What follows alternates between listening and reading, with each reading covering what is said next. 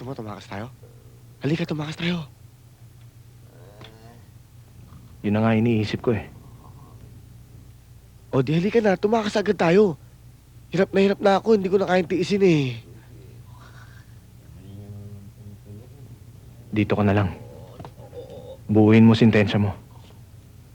Ako, kahit na anong oras, pwede pa madagdagan ng sintensya ko. Ewan ko kung makalaya pa ako.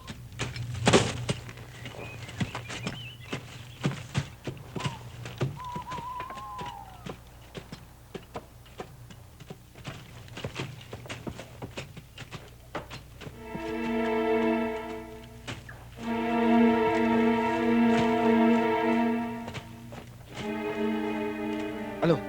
Tatabunan ko na yung mukha mo? Buong katawan.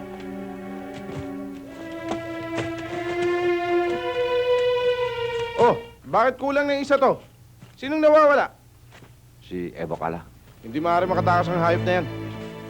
Narito lang yan.